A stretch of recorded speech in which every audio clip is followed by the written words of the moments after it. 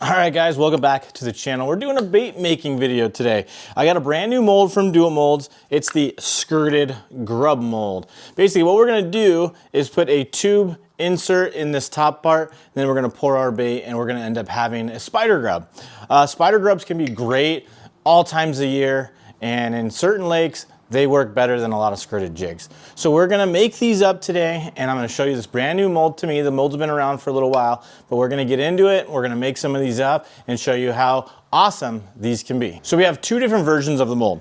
They're the same bait, but one's gonna be a 3-inch, and then the other is going to be a 4-inch. The 4-inch version is quite a bit bigger in profile than the other, so I think that smaller one's gonna be more appropriate for what I like to do. But if you're fishing around big fish, Texas, where they like those big baits, then that bigger version might be what you want to get. Also guys, if you guys find anything in the video that you want to go and get from the Dual Molds website, make sure to use my affiliate link that is linked down in the description of today's video.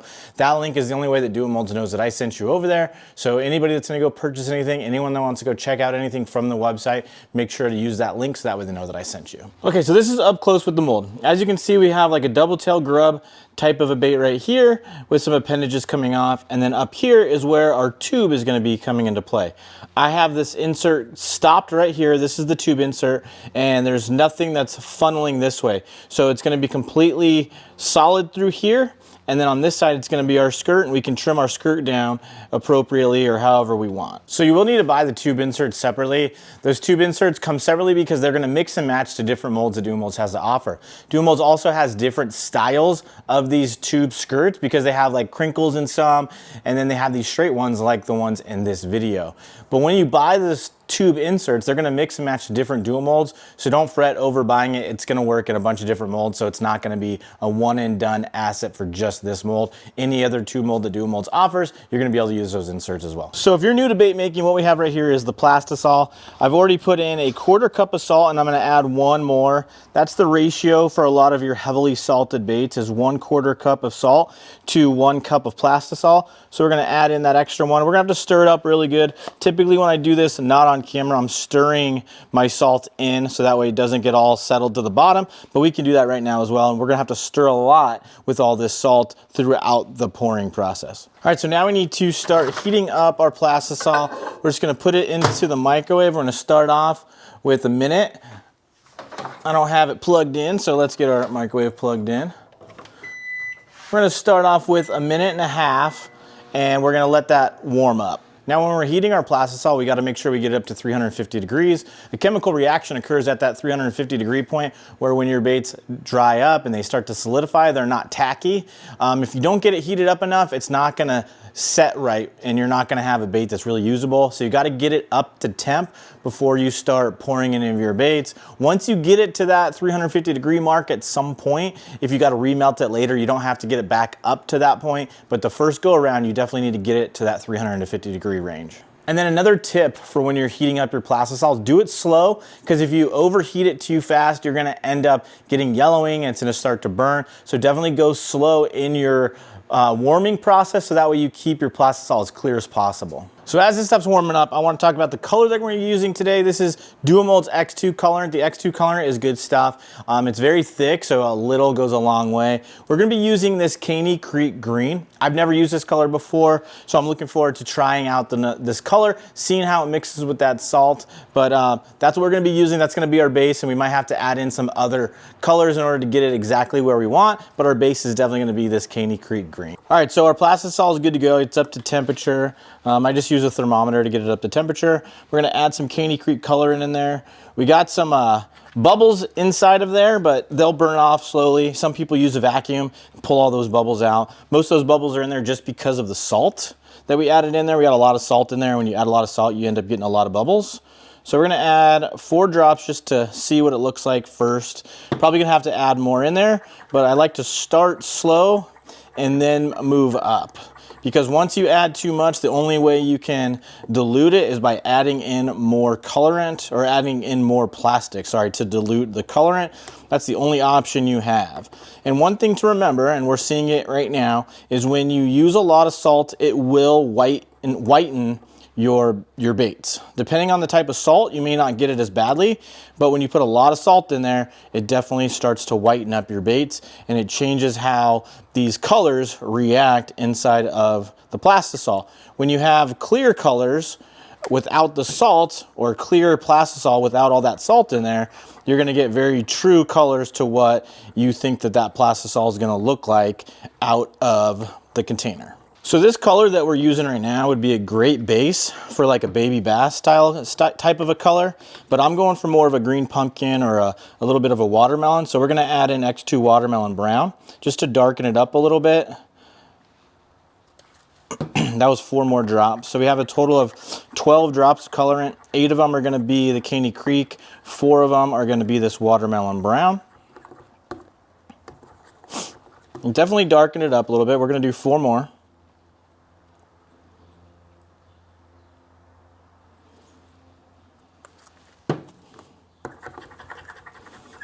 And then depending on how this turns out, we might add just straight green pumpkin or straight watermelon just to kind of see how it looks. Actually, that's looking kind of pea soupy, which is getting closer to what we want. But like I said, that white from all that salt is really impacting how these colors turn out. So now we're just gonna add in some watermelon just by itself. This is a pretty thin color, so it should darken it up, but not overpower it to where there's not any translucentness, I guess, if that's a word. It'll still be a little bit translucent for what we want. But that's getting closer. Working with all that salt definitely makes it harder to get your colors just right. Typically, I don't add that much salt in there, so it's not as big of a problem, but there's a lot of salt in this one. All right, so what I want to do now is add in some of our flake. This is 015 copper flake. We're going to add in about a 1/4 teaspoon in there. That might be a little bit more than a 1/4. So we'll just dab some of it off. Then we just got to stir that in there. Sometimes flake will impact your colors. So sometimes I put the flake in first so I can make sure I have the amount of flake that I want. But this one, yeah, it started to kind of change it kind of to a little bit of like a brassy kind of a color, which is okay. We're going to add in some purple flake now. But I think I got enough copper in there for what I want. Now we're gonna go get some 035 purple, and we're gonna use just a slight less amount because this is a bigger purple. That purple is gonna be a little bit more powerful than the copper was. But copper and black definitely can change and impact your colors a fair amount. So you gotta be careful when you use them.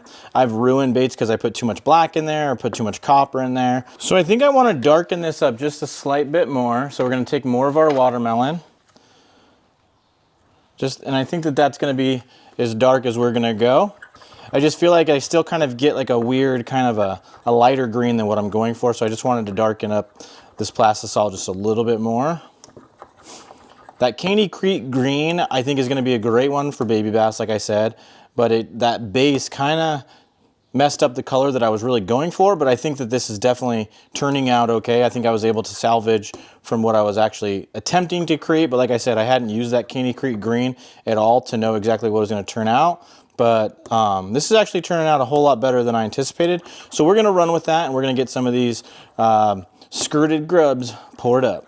So both of our molds are cold and our injector is cold. So sometimes you don't get really good pours those first go arounds. So we're gonna just get these first ones to go. And we'll probably put them back in the cups to just make sure that the next ones end up turning out really good. And these are brand new molds, literally haven't made one single bait in them. So a lot of times there's like dust from the machining process that's in there. So we're just gonna kind of discard these first ones and go in for the next ones, because a lot of times you'll notice on a brand new mold you have like a little bit of like a powdery hue on the bait, and that's just from the dust from the machining process. So guys, I know we're making baits in today's video, but real quick, we all wear sunglasses, whether it's on the water, driving our car, just out at the beach, out the lake, wherever. We're wearing sunglasses, and I want to talk to you guys about the sunglasses that I wear, which are Waterland fishing optics. These are the Ashore frames right here with the green mirror lenses. These are the glass lenses as well. I really like glass lenses. I feel like they're just a little bit crisper than your polycarbonates. However, a polycarbonate lens is really good as well. Some people prefer the polycarbonate because they're not as prone to shattering. So if you're flipping or something like that and you set the hook and that weight comes back and hits you in the eye, sometimes those polycarbonate lenses are going to be better for that because glass lenses will shatter. So if you're worried about something like that, maybe go with those polycarbonate lenses. But Waterland makes great lenses to see into the water. They have a bunch of different frame styles. I know you'll find one that you guys like. And I can save you some money on a pair of sunglasses. Use discount code LUNA15. It'll save you 15% off. The website is waterlandco.com, and then my discount code is LUNA15. So like I said, we're just gonna discard this first run of skirted grubs, but I want to show you what they look like right out of the mold. So these are the first ones. That actually turned out pretty good, and I actually like that color a fair amount. But now you can see how they didn't fill in all the way on the skirt tails, which isn't a big deal to me because honestly, I'm gonna end up trimming those short anyway. What that means is the mold was probably too cold and I just need to give it a little bit more pressure so that way I can fill out everything. But I don't really think that that's a big deal, even if I have a hard time getting these all the way to fill in, because like I said, I'm gonna be trimming them shorter anyway. But overall, pretty cool looking bait. And then we'll show you the bigger one. And then here's that bigger one. It's a lot more plastic in there, a lot bigger grub tails right there. It's just a bigger profile overall. And even on this one, I'm gonna have to squeeze it a little bit tighter to get that Plastisol to fill in all the way. All right, so like always, we gotta make sure we stir all that salt nicely into our Plastisol because the salt does settle on the bottom. I warmed this up, so this is pretty hot Plastisol, but that salt thickens everything up a little bit. So sometimes when you're pouring baits like these, you got to pour it a little bit hotter. So we got that all nice and stirred in. So we're going to grab our injector and we're going to draw everything up. And then I'm going to just hold that pressure a little bit more. You don't want to go crazy with the pressure, but you want everything to fill in. But if you push too hard, you're going to end up pushing everything out of the cavity and you're going to end up with flashing, and then you're going to end up with a bait that's not usable. So I'm just holding that pressure a little bit longer than I did the last time. But like I said, it's not that big a deal as long as you get the double tail grub side to fill in all the way, because most of the time you're going to be trimming those skirts up a little bit shorter anyway. One thing I like to do before I take my baits out of the mold is just put my finger on the top of the sprue right here. And if you don't get any Plastisol sticking to your finger, then you know that you're ready to take them out. They're still pretty warm because they're pretty soft up on top, but they should be good to go. They should be good to come out. So I didn't get them to fill in that time either. So I'm gonna have to play around with how hot or cold to push the Plastisol through. Maybe I need to push even harder, but I have a feeling it just needs to get a little bit more hot because it's so thick going in there, and those little splines right here are pretty thin. So let's check out our bigger one. Yeah, and those ones didn't fill in all the way either. It's one of those things, every time you get a new mold, you have to just kind of learn that mold. It's pretty common to not get these perfect every single time, especially the first time you pour them. Like literally, I've never poured these baits before. So I think it's just learning the mold. Sometimes they pour better, a little bit cooler. Sometimes they pour a little bit better, a little bit hotter. Maybe I need to go a little cooler this time and really force it in there, but I have a feeling I still need to bump up the temperature a little bit more just because of how much salt I put in there. All right, so in this pour, our Plastisol is gonna be a significant amount cooler. So we'll either see better results or worse results, and then depending on how this pour goes will depend upon how hot the next one is gonna go. I want you guys to see what temperature is better, whether hotter is better, colder is better. So this one's definitely a colder pour. I'm gonna push down a little bit harder than I did last time just to try to force a little bit more Plastisol in there, get that plastic to move up into those skirt tentacles. And you might need to shoot it a little bit faster. There's a nice and slow pace, but then sometimes you might need to go a little bit faster to just force that Plastisol in a little bit quicker while it's still hot, and try to force it into those thin little tentacles. So we're just gonna have to see how these go, fill up a little bit more, and we'll find out here in a second. All right, so we're gonna check out our colder pour this time, see if it made any kind of difference. Check out the big one first. I think it did a little bit worse my bait here about fell out, but I think it ended up a little bit worse. I don't think I got as much fill. So we're gonna go hotter this next pour and see if we can get a better fill. We'll check out the smaller one to see if it was consistent like that as well. This one was about the same, to be honest. I think they went far enough to make that bait definitely fishable, usable, because you definitely don't need the skirts to be that long. I think that actually will take away from the bait more than help it. I think having those tentacles come to about where the tails begin, I think is pretty much where you want it to be. All right, so this is definitely a hotter pour than I think the last two. It's just a lot more fluid inside of that cup, so we'll check that out and see how it goes. We're gonna push it pretty fast as well. Really try to get it to force itself in there. I'm gonna hold that pressure really good too. Go to the next one. Really force it in there. Hold that pressure real good too. The amount of time it takes you to fill in the bait also makes a difference. So I tried faster that time. If this one doesn't do it, then I'm gonna do hot with a slower push in and see if it just doesn't like that speed. Maybe it creates air gaps or something like that. And maybe that slower pour will kind of push that air out a little bit easier. All right, I think our grubs have cooled down enough. Check out the bigger one first.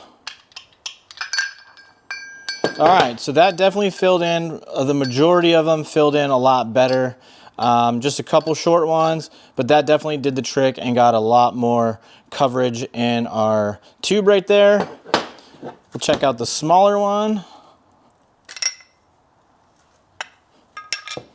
And those ones almost filled in completely the entire way. So that's definitely going to be the better route to go, guys, is to shoot faster at a hotter temp.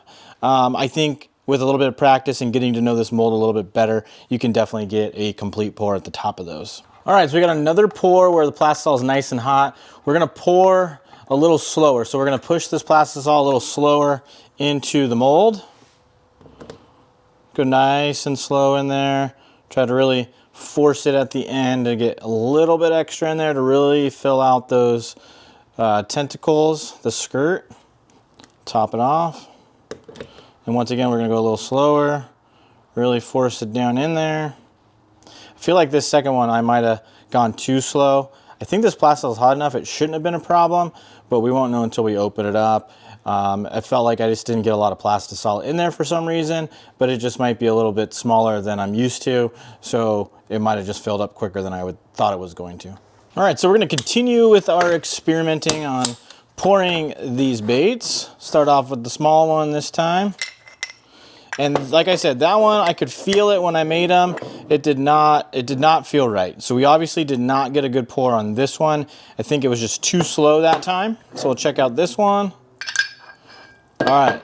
Yeah, so going slower is not the key. So what you want to do on this mold is have some temperature and go fast into the mold. I think it's all it is either the air or it just cools down in there because it gets so small. It just makes it a little bit more difficult to get those tentacles to finish filling out. But the best ones that we had was higher heat and faster. So get that Plastisol in there nice and quick, and then that's when those tentacles start to fill out. That skirt fills out better. So real quick, I want to talk to you guys about how I would rig one of these baits up.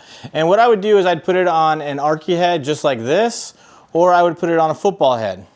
The way that I would decide which one I'm going to be throwing, whether it's the football head or the arky head, is going to be dependent upon the cover that I'm fishing. If I'm fishing around a lot of rock, I'm going to go with that football head, and if I'm fishing around a lot of grass or a lot of brush, then I'm going to go with the arky head. Those two heads can get you through pretty much any conditions that you're fishing.